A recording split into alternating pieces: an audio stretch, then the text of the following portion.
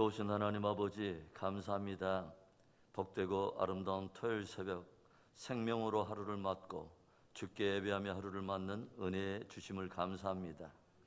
하나님, 하늘을 두루마리 삼고 바다를 먹물 삼아도 한없는 하나님의 사랑 다 기록할 수 없다고 우리가 고백한 것처럼 주께 받은 은혜를 늘 우리의 마음의 신비에 새기고 우리의 삶의 세계, 우리 하나님 아버지 그 은혜에 합당한 삶으로 주님을 또 증거할 수 있도록 축복하시옵소서. 귀한 새벽에 하나님의 말씀을 나눌 때 이 말씀이 다시 한번 우리의 마음속에 깊은 동력이 되고 오늘 하루를 거뜬히 승리할 만한 귀한 주님의 지혜가 될 수 있도록 축복하시옵소서. 역사하시 우리 하나님을 찬송할 때에 주 예수 그리스도의 이름으로 감사하며 기도합니다. 아멘. 마태복음 22장 34절부터 우리 46절의 말씀, 우리 천천히 우리 한 목소리로 읽어보겠습니다. 예수께서 사두개인들로 대답할 수 없게 하셨다 함을 바리새인들이 듣고 모였는데 그 중에 한 율법사가 예수를 시험하여 묻되 선생님, 율법 중에서 어느 계명이 크니이까? 예수께서 이르시되 내 마음을 다하고 목숨을 다하고 뜻을 다하여 주 너의 하나님을 사랑하라 하셨으니 이것이 크고 첫째 되는 계명이요 둘째도 그와 같으니 내 이웃을 내 자신같이 사랑하라 하셨으니 이 두 계명이 온 율법과 선지자의 강령이니라. 바리새인들이 모였을 때에 예수께서 그들에게 물으시되 너희는 그리스도에 대하여서 어떻게 생각하느냐? 누구의 자손이냐? 대답하되 다윗의 자손이니이다. 이르시되 그러면 다윗이 성령에 감동되어 어찌 그리스도를 주라 칭하여 말하되 주께서 내 주께 이르시되 내가 내 원수를 내 발 아래 둘 때까지 내 우편에 앉아 있으라 하셨도다 하였느냐? 다윗이 그리스도를 주라 칭하셨은즉 어찌 그의 자손이 되겠느냐 하시니 한마디도 능히 대답하는 자가 없고 그날부터 감히 그에게 묻는 자도 없더라. 아멘. 오늘 말씀을 보시면 어제 부활을 두고 예수님과 논쟁을 벌이던 그 사두개인들이 결국 그 논쟁에서 아무런 대답도 하지 못하고 물러섰다는 말을 듣고서 바리새인들이 함께 모였는데 그 가운데 한 율법사가 다시 예수님을 시험하고자 하나의 문제를 가지고 나오는 내용이 기록되어 있습니다. 그가 예수님에게 물었던 질문이 무엇입니까? 선생님이여, 율법 중에서 어느 계명이 가장 큰 것입니까? 율법 가운데서 어느 계명이 가장 큰 계명인가를 물은 것입니다. 여러분, 과연 율법 가운데 어떤 계명이 가장 큰 계명일까요? 그러면 주님이 친히 들려주신 정답을 우리가 한번 보겠습니다. 37절과 38절의 말씀에 예수께서 이르시되 내 마음을 다하고 목숨을 다하고 뜻을 다하여 주 너의 하나님을 사랑하라 하셨으니 이것이 크고 첫째 되는 계명이요. 주님이 친히 들려주신 율법의 가장 큰 계명, 그것은 첫째로 하나님을 전인격적으로 사랑하라는 것입니다. 율법 가운데 어느 계명이 가장 큰 계명인가 하는 그 문제는 당대의 바리새인들과 유대인들 사이에서 가장 중요한 논쟁의 이슈였습니다. 율법사는 당대 논쟁의 사안이었던 이 문제에 대해서 예수님의 발언을 유대에 내므로써 무엇인가 비판할 만한 여지를 찾을 것을 기대하며 이 질문을 물은 것입니다. 이에 대해서 예수님께서는 당대 모든 유대 사람들이라면 매일 아침마다 줄곧 외워대는 신명기 6장 4절부터 9절의 말씀, 소위 쉐마라고 불리는 말씀 가운데 가장 중요한 절 5절의 말씀을 인용하여 들려주신 것입니다. 너는 마음을 다하고 목숨을 다하고 뜻을 다하여 주 너의 하나님을 사랑하라. 그것이 바로 가장 크고 첫째 되는 계명이다 라고 선언하신 거죠. 우리가 이 말씀 가운데 주목해야 할 것은 뭐냐면 주님께서는 하나님을 향한 우리의 사랑을 신학적으로 규명하려고 한 것이 아니라 하나님과의 지극히 인격적이고도 실제적인 관계로 규명하고 계신다고 하는 거죠. 마음, 목숨, 뜻, 이것은 인격을 세 부분으로 구분한 것이 아니라 인격을 포괄적으로 표현하는 세 단어로서 한마디로 하나님을 향한 전인적인 사랑을 도전한 것입니다. 즉 하나님을 향한 사랑은 매우 전인격적이면서 실제적이고 구체적이라고 하는 것이죠. 그래서 마음을 다한 사랑, 목숨을 건 사랑, 뜻을 다한 사랑이어야 한다고 하는 것이죠. 우리를 향한 하나님의 사랑은 신학적인 사랑이 아니었습니다. 문자적인 어떤 관념의 놀이가 아니었습니다. 우리를 향한 하나님의 사랑은 하나밖에 없는 독생자를 십자가에 내어주심으로 명확하게 드러났으며, 이 하나밖에 없는 독생자를 우리에게 주심으로 하나님께서도 우리를 향한 당신의 사랑을 확증하셨다고 말씀하십니다. 하나님이 우리에게 사랑을 도전하시는 것은 그분이 먼저 온 마음과 목숨과 뜻을 다하여 우리를 사랑하셨기 때문인 것이죠. 그 누군가가 이 하나님의 정말 그 깊은 사랑을 알기 때문에 오늘 나는 그 하나님의 놀라운 사랑을 받는 자라고 고백할 수 있고, 나 또한 하나님을 그렇게 사랑하는 자라고 고백할 수 있는 누군가가 있다면 그 사람이야말로 참으로 행복한 사람이요, 그 믿음은 정말 복된 믿음인 것입니다. 주 너의 하나님을 사랑하되 내 마음을 다하고 목숨을 다하고 뜻을 다하여 사랑하라. 이 계명이 다만 신학적인 주제가 아니라 하나님과 저와의 매우 실제적이고 전인적인 그 관계로 열매를 맺게 되는 복된 우리의 믿음 되기를 축원합니다. 율법 가운데 가장 큰 계명을 묻는 율법사에게 들려주신 예수님의 대답 두 번째, 내 이웃을 내 몸과 같이 사랑하라는 것입니다. 39절과 40절의 말씀도 봅니다. 둘째도 그와 같으니 내 이웃을 내 자신같이 사랑하라 하셨으니 이 두 계명이 온 율법과 선지자의 강령이니라. 율법 가운데 가장 큰 계명이 무엇입니까? 라고 하는 이 율법사의 질문에 예수님은 또 하나의 계명을 들려주십니다. 내 이웃을 내 몸과 같이 사랑하라. 여기서 둘째도 그와 같으니 라고 하는 단어가 나오는데, 이것은 둘째도 첫째와 같은 성향의, 또한 본질상 같은 그런 의미입니다. 그러니까 첫째와 둘째는 매우 긴밀하게 연결되어 있다고 하는 것입니다. 주님께서 제시하는 이웃을 사랑하는 기준이 내가 내 스스로를 사랑하는 만큼입니다. 그런데요, 우리는 나 스스로를 그렇게 사랑할 수 있는 능력이 없습니다. 나 스스로를 그렇게 사랑할 수 없기 때문에 나를 사랑한 것 같이 다른 이를 사랑한다는 것 또한 매우 쉽지 않은 그런 주제인 것이죠. 제가 말씀을 드렸어요. 첫째와 둘째가 매우 긴밀하게 연결되어 있다고. 무슨 말일까요?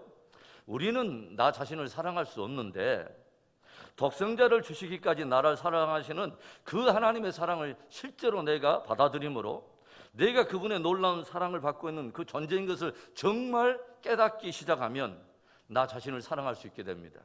그리고 나를 향한 그분의 사랑이 내 안에 정말 충만해질 때 그 충만한 그분의 사랑이 나를 통해서 이웃에게 흘러가는 사랑이 바로 이웃을 사랑하는 것입니다. 그래서 하나님의 사랑을 정말 입지 않고서는 아무도 자신을 진정으로 사랑할 수 없고 아무도 스스로를 사랑할 수 없는 까닭에 이웃 또한 진실로 사랑할 수 없게 되는 것이죠. 사랑하더라도 앙상한 나의 의를 위해서 사랑하고 나의 의를 세우려고 사랑하고 나의 앙상하고도 얍실한 자기 의에서 나오는 것이기 때문에 그 사랑은 늘 좋지 않은 열매를 맺는 것으로 끝나는 게 되는 것이죠. 우리는 내가 하나님의 무한한 사랑을 입고 있는 것을 깨닫게 될 때 그 동일한 사랑을 입고 있는 이웃의 존재 가치를 깨닫게 되고 그 영혼을 깊이 사랑할 수 있다고 하는 것이죠. 십자가를 통해서 하나님께서 나를 사랑하시는 그 깊이를 깊이 깨닫고 그 하나님의 무한한 사랑을 이웃에게 흘려보내는 복된 저와 여러분의 축복된 믿음 되기를 축원합니다. 율법 가운데 가장 큰 계명을 묻는 율법사에게 들려주신 예수님의 마지막 대답 세 번째는 예수 그리스도를 깊이 사랑하라는 것입니다. 오늘 예수님께서는 하나님을 사랑하고 이웃을 사랑하는 것이 온 율법과 선지자의 강령이다 라고 말씀하세요. 예수님 시대는 구약 성경이라고 하는 이 단어 자체가 없었기 때문에 성경 전체를 일컬을 때 어떻게 표현하냐면 율법과 선지자 또는 모세의 율법과 선지자의 글 이렇게 표현했습니다. 그러니까 예수님께서는 지금 뭐라고 말씀하시는 거냐면 하나님을 사랑하고 이웃을 사랑하는 것이 성경 전체의 모든 것이다 라고 말씀하신 것이죠. 그런데 여기까지 말씀하신 예수님께서 문득 오늘 바리새인들에게 오히려 이런 질문을 던지세요. 42절에 너희는 그리스도에 대하여 어떻게 생각하느냐? 누구의 자손이냐? 대답하되 다윗의 자손이니이다. 갑자기 사랑이라고 하는 주제를 다루셨던 예수님께서 난데없이 그리스도라고 하는 주제로 옮기시면서 그리스도가 과연 누구의 자손이냐 물으신 거예요. 그러자 저들은 자기들이 익히 알고 있는 대로 다윗의 자손입니다 대답을 해요. 저들은 그 옛날 다윗처럼 강력한 리더십으로 와서 로마 정부를 뒤엎고 저들에게 해방을 가져올 정치적인 그리스도를 기대하고 있다고 하는 것이죠. 저들은 그리스도를 다만 다윗과 같은 한 탁월한 인간으로 생각한 것입니다. 저들에게 그리스도란 자기들이 기대하던 군사나 정치나 경제적인 욕구가 해결되면 더 이상의 기대할 것도 없는 그런 존재였다고 하는 거죠. 이때 주님은 저들이 생각지 못한 말씀을 난데없이 저들에게 도전함으로 인해서 저들의 생각하는 지평을 넓히시는 것을 보게 돼요. 주님은 저들이 방금 말했던 그 다윗이 시편에서 고백했던 말씀을 그대로 인용하여 들려주세요.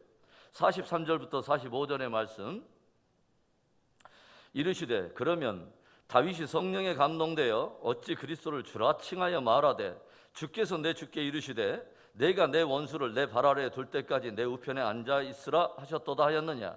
다윗이 그리스도를 주라 칭하셨은즉 어찌 그의 자손이 되겠느냐 하시니. 무슨 말입니까?